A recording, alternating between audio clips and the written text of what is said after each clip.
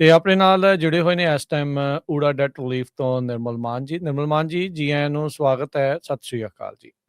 ਸਤਿ ਸ਼੍ਰੀ ਅਕਾਲ, thank you very much. ਸਤਿ ਸ਼੍ਰੀ ਅਕਾਲ ਭਾਜੀ, ਹਰਜੋਤ ਭਾਜੀ, ਸਤਿ ਸ਼੍ਰੀ ਅਕਾਲ ਸਾਰੇ ਵੇਖਣ ਸੁਣਨ ਵਾਲੇ, ਸਤਿ ਸ਼੍ਰੀ ਅਕਾਲ ਜੀ।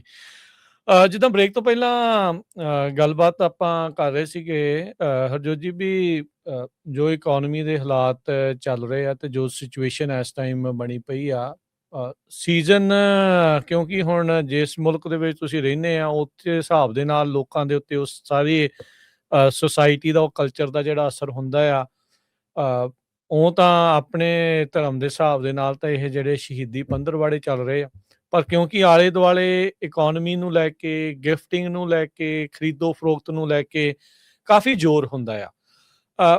ਇੱਕ ਪਾਸੇ ਹਾਲਾਤ ਚੰਗੇ ਨਹੀਂ ਹੈ ਇਕੋਨਮੀ ਦੇ, ਪਰ ਦੂਜੇ ਪਾਸੇ ਇਹ ਸਾਰੀਆਂ ਚੀਜ਼ਾਂ ਜਦੋਂ ਆ ਜਾਂਦੀਆਂ ਤੇ ਬੰਦਾ ਔਖਾ ਸੌਖਾ ਹੋ ਕੇ ਕਹਿੰਦਾ ਵੀ ਚੱਲ ਆਹ ਚੀਜ਼ਾਂ ਵੀ ਆਪਾਂ ਜਿਹੜੀਆਂ ਕਰਦੇ ਆ ਤੇ ਉਹ ਫਿਰ ਲਗਾਤਾਰ ਕਰਜ਼ੇ ਦੇ ਹੇਠਾਂ ਜਿਹੜਾ ਉਹ ਦੱਬ ਹੁੰਦਾ ਜਾਂਦਾ ਹੈ, ਖਾਸ ਕਰਕੇ ਜਦੋਂ ਪਹਿਲਾਂ ਹੀ ਕਰਜ਼ਾ ਉੱਤੇ ਜ਼ਿਆਦਾ ਜਿਹੜਾ ਉਹ ਚੜਿਆ ਹੋਵੇ।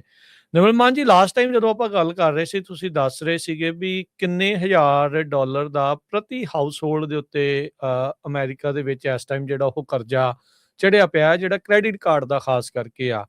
ਤੇ ਇਹਦੇ ਵਿੱਚ ਤੁਸੀਂ ਕਹਿ ਲਓ ਵੀ ਉਸ ਅੱਗ ਦੇ ਵਿੱਚ ਘਿਓ ਪਾਉਣ ਵਾਲੇ ਕੰਮ ਜਿਹੜਾ ਇਹ ਸੀਜ਼ਨ ਕਰਦਾ ਆ ਤੇ ਇਹੋ ਜਿਹੇ ਮੌਕੇ ਦੇ ਉੱਤੇ ਕੀ ਧਿਆਨ ਰੱਖਣ ਦੀ ਜ਼ਰੂਰਤ ਹੁੰਦੀ ਹੈ? ਜੀ ਰਾਜ, ਅੱਗੇ ਵੀ ਆਪਾਂ ਇਸ ਬਾਰੇ ਰਾਜਗਰਨ ਗੱਲ ਕਰਦੇ ਹੁੰਦੇ ਆ ਕਿ ਕੀ ਵੱਡਾ ਇਸ਼ੂ ਹੈ। ਆਈ ਥਿੰਕ ਆਪਣੀ ਕਮਿਊਨਿਟੀ ਜਾਂ ਬਾਕੀ ਕਮਿਊਨਿਟੀ ਦੇ ਵਿੱਚ ਵੀ ਇਸ ਟਾਈਮ ਇੱਕ ਪੇਅਰ ਪ੍ਰੈਸ਼ਰ ਹੁੰਦਾ ਕਿ ਚਾਰੇ ਪਾਸੇ ਹੁਣ ਗਿਫਟਿੰਗ ਦਾ ਸੀਜ਼ਨ ਚੱਲਦਾ ਪਿਆ, ਸਾਰਿਆਂ ਨੇ ਗਿਫਟਾਂ ਲੈਣੀਆਂ ਦੇਣੀਆਂ ਨੇ ਤੇ ਕਈ ਵਾਰ ਆਪਾਂ ਖਰਚਾ ਥੋੜਾ ਜਿਹਾ ਜ਼ਿਆਦਾ ਕਰ ਜਾਂਦੇ ਆ, ਜਸਟ ਕੰਪਲਸਿਵ ਸ਼ਾਪਿੰਗ ਹੋ ਜਾਂਦੀ ਹੈ ਇੰਸਟੈਡ ਕਿ ਚੀਜ਼ਾਂ ਦੀ ਲੋੜ ਕੀ ਹੈ ਤੇ ਔਰ ਜ਼ਰੂਰਤ ਕੀ ਹੈ। ਮਤਲਬ ਜਨਰਲੀ ਮੈਥਡ ਤੇ ਇਹੀ ਹੁੰਦਾ ਕਿ ਤੁਹਾਨੂੰ ਡਿਫਰੈਂਸ਼ੀਏਟ ਕਰ ਲਓ ਆਪਾਂ ਨੂੰ ਕਿ ਸਾਡੀਆਂ ਜ਼ਰੂਰਤਾਂ ਕੀ ਨੇ ਤੇ ਸਾਡੀਆਂ ਵਾਂਟਸ ਕੀ ਨੇ।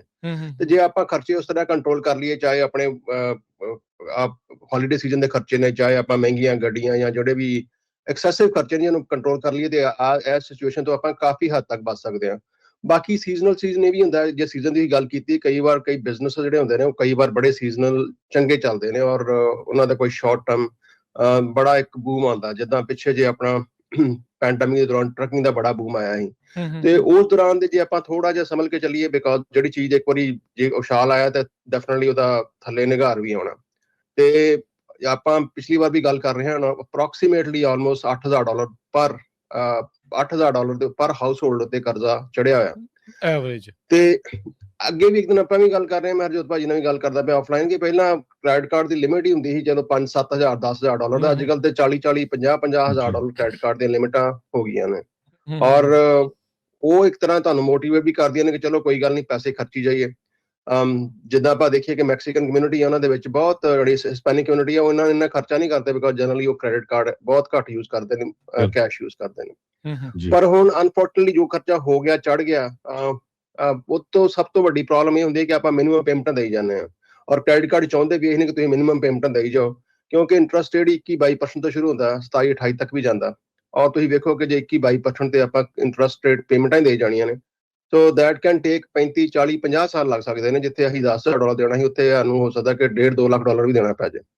ਸੋ ਮੈਂ ਇਹੀ ਕਹਿਣਾ ਹੁੰਦਾ ਕਿ ਸੇਮ ਪੇਮੈਂਟਾਂ ਜਿਹੜੀ ਤੁਸੀਂ ਮਿਨੀਮਮ ਪੇਮੈਂਟਾਂ ਦਿੰਦੇ ਹੋ, ਤਕਰੀਬਨ ਉਹਨਾਂ ਪੇਮੈਂਟਾਂ ਦੇ ਵਿੱਚ ਵਿਦਿਨ 2 to 4 years ਤੁਹਾਡਾ ਸਾਰਾ ਡੈਟ ਜਿਹੜਾ ਉਹ ਲੱਥ ਜਾਂਦਾ ਔਰ ਵਾਂਸ ਤੁਹਾਡਾ ਜੇ ਆਫਕੋਰਸ ਕਈ ਵਾਰ ਕੁਐਸਚਨ ਹੁੰਦਾ ਹੈ ਕਿ ਹਾਂਜੀ ਕਿ ਅਸੀਂ ਜੇ ਡੈਟ ਸਿਸਟਮ 'ਚ ਐਨਰੋਲ ਕਰ ਲਾਂਗੇ ਤੇ ਕੀ ਸਾਡਾ ਨੁਕਸਾਨ ਕੀ ਹੋਏਗਾ, ਮਤਲਬ ਕਿ ਕ੍ਰੈਡਿਟ ਖਰਾਬ ਹੋਏਗਾ। ਆਫਕੋਰਸ ਕ੍ਰੈਡਿਟ ਤੇ ਇੰਪੈਕਟ ਪੈਂਦਾ, ਪਰ ਕਈ ਵਾਰ ਕੀ ਹੁੰਦਾ ਕਿ ਆਲਮੋਸਟ ਐਵਰੀ ਸਿੰਗਲ ਟਾਈਮ ਤੁਹਾਡਾ ਕ੍ਰੈਡਿਟ ਸਕੋਰ ਪਰਫੈਕਟ ਵੀ ਹੋਏ, ਪਰ ਜੇ ਤੁਹਾਡੀਆਂ ਕਰਜ਼ਾ ਚੜਿਆ ਹੋਇਆ, ਤੁਹਾਡੀ ਡੈਟ ਟੂ ਇਨਕਮ ਰੇਸ਼ੀਓ ਖਰਾਬ ਹੈ, ਤੁਹਾਨੂੰ ਕਰਜ਼ਾ ਤਾਂ ਵੀ ਨਹੀਂ ਕੋਈ ਦਿੰਦਾ।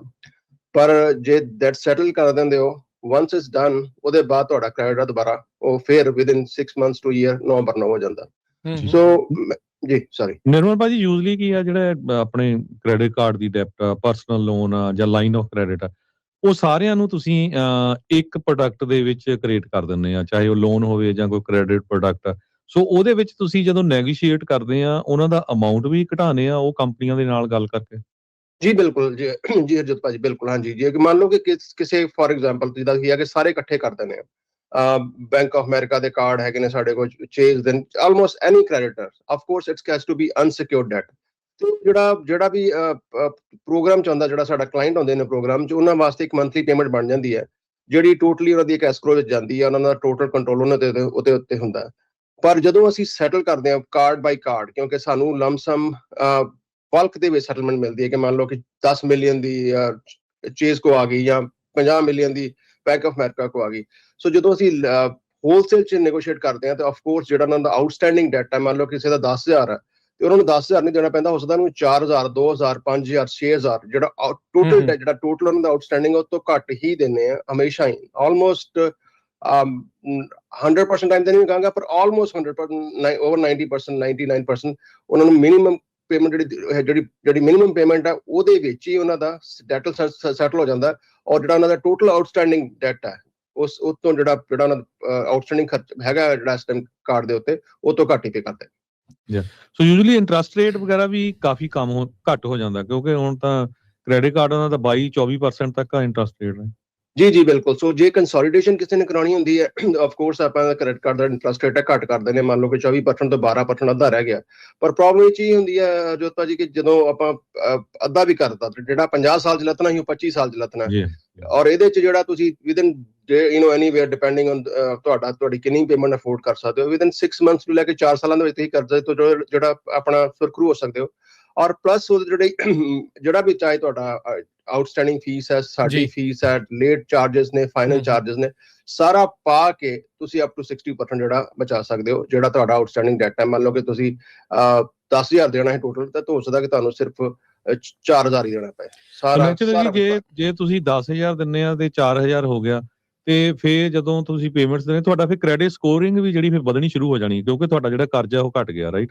ਡੈਫੀਨਿਟਲੀ, ਬਿਕੋਜ਼ ਐਨੀ ਟਾਈਮ ਜਦੋਂ ਵੀ ਤੁਸੀਂ ਕਿਸੇ ਵੀ ਕ੍ਰੈਡਿਟ ਕਾਰਡ ਦੇ 30% ਤੋਂ ਵੱਧ ਚੁੱਕ ਲੈਂਦੇ ਹੋ, ਤੁਹਾਡਾ ਕ੍ਰੈਡਿਟ ਜਿਹੜਾ ਉਹ ਨੈਗੇਟਿਵਲੀ ਉਸੇ ਟਾਈਮ ਇੰਪੈਕਟ ਹੋ ਜਾਂਦਾ। ਔਰ ਜਦੋਂ ਤੁਸੀਂ ਲਾ ਦਿੰਦੇ ਹੋ ਆਪਣਾ ਕਰਜ਼ਾ, ਉਹਦੇ ਬਾਅਦ ਤੁਹਾਡਾ ਸਕੋਰ ਆਟੋਮੈਟਿਕਲੀ ਉੱਤੇ ਚਲਾ ਜਾਂਦਾ। ਕ੍ਰੈਡਿਟ ਯੂਜ਼ੇਜ ਦੇ ਉੱਤੇ ਬਹੁਤ ਇੱਕ ਵੱਡਾ ਫੈਕਟਰ ਆ ਜਿਹੜਾ ਉਹ ਦੇਖਿਆ ਜਾਂਦਾ। ਅੱਛਾ ਨਿਰਮਲ ਮਾਨ ਜੀ, ਹੁਣ ਜਿੱਦਾਂ ਤੁਸੀਂ ਕਹਿੰਦੇ ਆ ਵੀ ਤੁਹਾਡੀ ਫੀਸ ਉਨੀ ਦੇਰ ਤੱਕ ਨਹੀਂ ਜਿੰਨੀ ਦੇਰ ਤੱਕ ਸਾਰਾ ਕੁਝ ਸੈਟਲ ਜਿਹੜਾ ਉਹ ਨਹੀਂ ਹੋ ਜਾਂਦਾ, ਕੀ ਇਸ ਦੇ ਵਿੱਚ ਫਿਰ ਵੀ ਮਨੀ ਕੋਈ ਐਸਕਰੋ ਦੇ ਵਿੱਚ ਪਾਈ ਜਾਂਦੀ ਆ ਜਿਨ੍ਹਾਂ ਦੇ ਨਾਲ ਸੈਟਲ ਜਿਹੜਾ ਉਹ ਕੀਤਾ ਜਾਂਦਾ ਆ? ਸੋ ਇਹ ਜੇ ਥੋੜਾ ਜਿਹਾ ਪ੍ਰੋਸੈਸ ਨੂੰ ਤੁਸੀਂ ਖੋਲ ਕੇ ਦੱਸੋ ਵੀ ਇਹ ਵਰਕ ਕਿੱਦਾਂ ਕਰਦਾ ਆ? ਜੀ ਬਿਲਕੁਲ। ਸੋ ਜਦੋਂ ਵੀ ਕੋਈ ਇਨਰੋਲ ਕਰਦਾ, ਇੱਕ ਉਹਨਾਂ ਦਾ ਰਿਸਪੈਕਟਿਵ ਸਟੇਟ ਜਿਹੜੀ ਸਟੇਟ ਤੇ ਕਰਦੇ ਉਹਨਾਂ ਦਾ ਰਿਸਪੈਕਟਿਵ ਅਟਰਨੀ ਜਿਹੜਾ ਇੱਕ ਉਹਨਾਂ ਨੂੰ ਇੱਕ ਅਟਰਨੀ ਅਸਾਈਨ ਕਰ ਦਿੰਦਾ, ਇੱਕ ਕਸਟਮਰ ਸਰਵਿਸ ਇੱਕ ਅਟਰਨੀ ਉਹਨਾਂ ਨੂੰ ਅਸਾਈਨ ਹੁੰਦਾ ਜਿਹੜਾ ਡੈਟ ਨੈਗੋਸ਼ੀਏਸ਼ਨ ਦਾ ਅਟਰਨੀ ਹੈਗਾ। ਉਹਦੇ ਬਾਅਦ ਜਿਹੜਾ ਸੈਕੰਡ ਸਟੈਪ ਹੈ ਕਿ ਉਹਨਾਂ ਦੀ ਇੱਕ ਜਿਹੜਾ ਕੰਟਰੈਕਚੁਅਲੀ ਇੱਕ ਐਸਕਰੋ ਅਕਾਊਂਟ, ਇੱਕ ਟਰਸਟ ਅਕਾਊਂਟ ਖੋਲਿਆ ਜਾਂਦਾ ਜਿਹੜੇ 'ਚ ਉਹਨਾਂ ਦੇ ਪੈਸੇ ਜਾਂਦੇ ਨੇ, ਜਿਹਦੀ ਟੋਟਲ ਆਨਲਾਈਨ ਐਕਸੈਸ ਉਹਨਾਂ ਕੋਲ ਹੁੰਦਾ। FDIC ਇੰਸ਼ੋਰਡ ਬੈਂਕ ਹੁੰਦਾ, they can pick different options, ਜਿੱਦਾਂ ਜਿਹਦੇ ਮੇਨ ਸਟ੍ਰੀਮ ਬੈਂਕ ਨੇ, Chase, US bank, bank of America, ਉਹਦੇ 'ਚ ਉਹਨਾਂ ਦੇ ਪੈਸੇ ਜਾਂਦੇ ਨੇ। ਔਰ ਐਵਰੀ ਸਿੰਗਲ ਪੈਨੀ ਜਿਹੜੀ ਆ ਉਹਦਾ ਪੂਰਾ ਦਾ ਪੂਰਾ ਉੱਥੇ ਲੇਖਾ ਜੋਖਾ, ਕਿੰਨੇ ਪੈਸੇ ਅੰਦਰ ਆਏ ਨੇ, ਕਿੰਨੇ ਬਾਹਰ ਗਏ ਨੇ, ਸਾਰਾ ਅਕਾਊਂਟ ਉਹਨਾਂ ਦਾ ਟੋਟਲ ਆਨਲਾਈਨ ਅਕਾਊਂਟ ਐਕਸੈਸ ਹੁੰਦਾ। ਔਰ ਜਦੋਂ ਵੀ ਜਿਹੜੀ ਵੀ ਸੈਟਲਮੈਂਟ ਮਿਲਦੀ ਹੈ ਉਹਨਾਂ ਦੀ, ਤੇ ਉਹਨਾਂ ਦੀ ਸੈਟਲਮੈਂਟ ਜਿਹੜੀ ਹੈ ਉਹਨਾਂ ਦੀ ਪੇਮੈਂਟ ਪਹਿਲਾਂ ਆਫਕੋਰਸ ਐਵਰੀ ਸੈਟਲਮੈਂਟ ਦਾ ਆਪਾਂ ਜਿਹੜਾ ਆਥੋਰਾਈਜੇਸ਼ਨ ਕਲਾਇੰਟ ਕੋਲ ਲੈਂਦੇ ਕਿ ਆਹ ਸੈਟਲਮੈਂਟ ਸਾਨੂੰ ਮਿਲਦੀ ਪਈ ਹੈ, ਇਹ ਲੈ ਲਈਏ ਕਿ ਨਾ ਲੈ ਲਈਏ। ਜਦੋਂ ਮਿਲ ਜਾਂਦੀ ਹੈ ਤੇ ਪਹਿਲੀ ਜਿਹੜੀ ਉਹਨਾਂ ਦੀ ਪੇਮੈਂਟ ਹੈ, ਜਿਹੜੀ ਵੀ ਉਸ ਸੈਟਲਮੈਂਟ ਦੀ ਪੇਮੈਂਟ ਹੈ, ਮੰਨ ਲਓ ਕਿ ਆਪਣਾ ਕਾਰਡ ਹੈ 10,000 ਦਾ ਤੇ ਆਪਾਂ 4,000 ਸੈਟਲ ਕੀਤਾ, ਤੇ 4,000 ਦੀ ਮੰਨ ਲਓ ਕਿ ਅਸੀਂ ਪਹਿਲੀ ਪੇਮੈਂਟ 200 ਭੇਜਣੀ ਸੀ। ਸੋ ਪਹਿਲੀ ਪੇਮੈਂਟ ਉਹਨਾਂ ਜਿਹੜੀ ਜਾਏਗੀ ਉਹਨਾਂ ਨੂੰ ਕਾਰਡ ਨੂੰ ਜਾਏਗੀ, ਉਹਦੇ ਬਾਅਦ ਜਿਹੜੀ ਫੀਸ ਵਿਡਰਾ ਹੁੰਦੀ ਹੈ। ਸੋ ਟੈਕਨੀਕਲੀ ਜੇ ਆਪਾਂ ਮੰਨ ਲਓ ਕਿ 4 ਸਾਲ ਵੀ ਕਿਸੇ ਨੂੰ ਰੱਖਿਆ ਔਰ ਕ੍ਰੈਡਿਟ ਕਾਰਡ ਸੈਟਲ ਨਹੀਂ ਕੀਤਾ, ਆਪਣਾ ਜਿਹੜਾ ਵੀ ਕਲਾਇੰਟ ਹੈ they will not lose any money, because ਅਸੀਂ ਬਾਈ ਡੈਫੀਨੇਸ਼ਨ ਬਾਈ ਆਰਗੇਨਾਈਜੇਸ਼ਨ ਜਿਹੜਾ ਮਤਲਬ ਜਿਹੜੇ ਰੈਗੂਲੇਸ਼ਨਸ ਨੇ ਉਹਦੇ ਹਿਸਾਬ ਨਾਲ ਇੱਕ ਵੀ ਅਪਫਰੰਟ ਪੈਸਾ ਨਹੀਂ ਲੈ ਸਕਦੇ ਤੇ ਨਾ ਹੀ ਲੈਣੇ। ਜੀ, ਸੋ ਇਹ ਪਤਾ ਹੈ ਤੁਸੀਂ ਬਹੁਤ ਲੰਬੇ ਸਮੇਂ ਤੋਂ ਇਸ ਬਿਜ਼ਨਸ 'ਚ ਆ। ਅਮਰੀਕਾ 'ਚ ਕਿਹੜੀ ਸਟੇਟ 'ਚ ਜਿਹੜੇ ਲੋਕ ਰਹਿੰਦੇ ਆ ਉਹ ਤੁਹਾਡੀਆਂ ਸਰਵਿਸਿਜ਼ ਲੈ ਸਕਦੇ ਆ? ਭਾਜੀ ਇਸ ਟਾਈਮ ਪਿਛਲੇ 20 ਸਾਲ ਤੋਂ ਤਕਰੀਬਨ 20 ਸਾਲ ਤੋਂ 18 ਸਾਲ ਹੋ ਗਏ ਨੇ ਪੂਰੇ ਜਦੋਂ ਦੇ ਇਸ ਕੰਮ ਦੇ ਵਿੱਚ ਪਏ ਆ। ਔਰ ਆਲ ਓਵਰ ਅਬਾਊਟ 45 ਸਟੇਟਸ ਨੇ ਜਿਹਦੇ 'ਚ ਅਸੀਂ ਕੰਮ ਕਰਦੇ ਆ। ਬਹੁਤ ਥੋੜ੍ਹੀਆਂ ਜਿਹੀ ਸਟੇਟਸ ਨੇ ਜਿਹਦੇ 'ਚ ਆਪਾਂ ਕੰਮ ਨਹੀਂ ਕਰਦੇ। ਕਨੈਟੀਕਟ ਹੋ ਗਿਆ, ਵੈਸਟ ਵਰਜੀਨੀਆ ਹੋ ਗਿਆ, ਜਿੱਥੇ ਜਨਰਲੀ ਆਪਣੀ ਪੋਪੂਲੇਸ਼ਨ ਹੀ ਨਹੀਂ ਹੈ ਵੀ ਨਹੀਂ।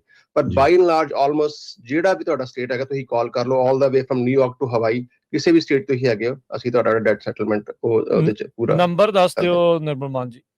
ਜੀ ਨੰਬਰ 888 888 9914 888 ਤੇ ਵੈਬਸਾਈਟ ਹੈਗੀ ura.org।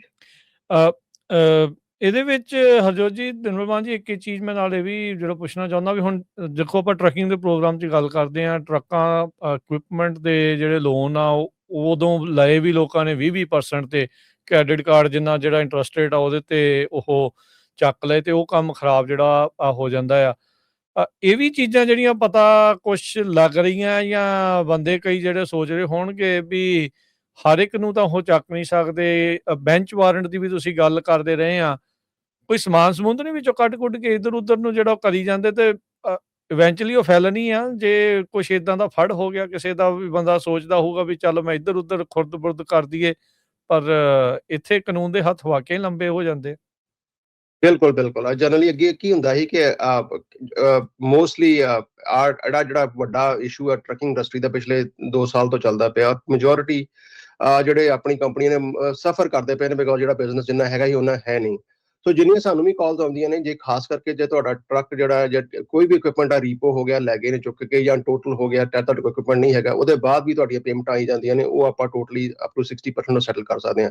ਐਸੇ ਸਿਨੈਰੀ ਵੀ ਆਏ ਨੇ ਜਿਹਦੇ ਵਿੱਚ ਟਰੱਕ ਉਹਨਾਂ ਦੇ ਕੋਲ ਹੀ ਹੁੰਦਾ ਤੇ ਪੇਮੈਂਟਾਂ ਬੰਦ ਕੀਤੀਆਂ ਨੇ ਉਹਨਾਂ ਨੇ, ਉਹਦੇ ਵਿੱਚ ਵੀ ਇਨ ਸਰਟਨ ਕੇਸਿਸ ਉਹ ਵੀ ਸੈਟਲਮੈਂਟ ਹੋ ਜਾਂਦੀ ਹੈ। ਪਰ ਹਾਂ, ਇੱਕ ਆ ਬੜਾ ਪਿੱਛੇ ਜਿਹਾ ਇਸ਼ੂ ਆਇਆ ਕਿ ਕਈ ਵਾਰ ਉਹਨਾਂ ਨੇ ਪੇਮੈਂਟ ਬੰਦ ਕਰ ਦਿੱਤੀ ਹੈ ਤੇ ਉਹ ਜਿਹੜਾ ਬੈਂਕ ਜਿਨ੍ਹਾਂ ਨੇ ਲੋਨ ਦਿੱਤਾ ਸੀ ਉਹ ਕਹਿੰਦੇ ਕਿ ਸਾਨੂੰ ਸਾਡਾ ਟਰੱਕ ਵਾਪਸ ਦੇ ਦਿਓ। ਤੇ ਕਈ ਵਾਰ ਉਹ ਆਪਣੇ ਬੰਦੇ ਖਰਾਬ ਕਰਦੇ ਨੇ ਕਿ ਹਾਂਜੀ ਅੱਜ ਇੱਥੋਂ ਪਿਕ ਕਰ ਲਓ, ਉੱਥੇ ਗਏ ਇੱਥੋਂ ਪਿਕ ਕਰ ਲਓ, ਤੇ ਮਲਟੀਪਲ ਟਾਈਮ ਏਦਾਂ ਹੋਇਆ। ਸੋ ਅਨਫੋਰਚੂਨਟਲੀ ਕਈ ਐਸੇ ਕੇਸਿਸ ਵੀ ਸਾਡੇ ਕੋਲ ਆਏ ਨੇ ਕਿ ਉਹਨਾਂ ਨੂੰ ਅਰੈਸਟ ਵੀ ਕੀਤਾ ਗਿਆ। ਕਈ ਇੱਕ ਸੱਜਣ ਹਨ ਉਹ ਆਏ, ਇੰਡੀਆ ਤੋਂ ਆਏ, ਤਾਂ ਉਹਨਾਂ ਨੂੰ 에ਅਰਪੋਰਟ ਤੇ ਅਰੈਸਟ ਕਰ ਦਿੱਤਾ। ਔਰ ਖਾਸ ਕਰਕੇ ਇਸ ਟਾਈਮ ਪੰਜਾਬੀ ਕਮਿਊਨਿਟੀ ਦੀ ਥੋੜੀ ਜਿਹੜੀ ਓਵਰਆਲ ਟਰੱਕਿੰਗ ਦੇ ਵਿੱਚ ਇਮੇਜ ਜਿਹੜੀ ਖਰਾਬ ਜੀ ਹੋਈ ਪਈ ਆ, ਉਹਦਾ ਫਾਇਦਾ ਚੁੱਕ ਕੇ ਉਹ ਥੋੜਾ ਹੋਰ ਜ਼ਿਆਦਾ ਐਗਰੈਸਿਵ ਹੁੰਦੇ ਪਏ ਨੇ। ਤੇ ਮੈਂ ਤਾਂ ਇਹ ਅਪੀਲ ਕਰਾਂਗਾ, ਜੇ ਤੁਹਾਡਾ ਟਰੱਕ ਜੇ ਤੁਸੀਂ ਪੇਮੈਂਟ ਬੰਦ ਕੀਤੀ ਹੈ ਔਰ ਜੇ ਉਹ ਮੰਗਦੇ ਪਏ ਨੇ ਰੀਪੋਜੈਸ਼ਨ ਕਰਨ ਵਾਸਤੇ, ਤੇ ਉਹਨਾਂ ਨੂੰ ਉਹਦੇ ਵਿੱਚ ਆਪਾਂ ਗੇਮਸ ਨਾ ਪਲੇ ਕਰੀਏ। ਉਹਨਾਂ ਦਾ ਇਕਵਿਪਮੈਂਟ ਹੈ ਕਿਉਂਕਿ ਲੋਨ ਉਹਨਾਂ ਦਾ, ਉਹਨਾਂ ਨੂੰ ਵਾਪਸ ਕਰ ਦਿਓ। ਉਹਦੇ ਬਾਅਦ ਜੋ ਵੀ ਨੈਗੋਸ਼ੀਏਸ਼ਨ ਕਰਨੀ ਹੈ ਉਹ ਅਸੀਂ ਇੱਕ ਸਿਗਨੀਫਿਕੈਂਟ ਨੰਬਰ ਤੁਹਾਡੇ ਜਿਹੜੇ ਪੈਸੇ ਸੇਵ ਕਰ ਸਕਦੇ ਹਾਂ।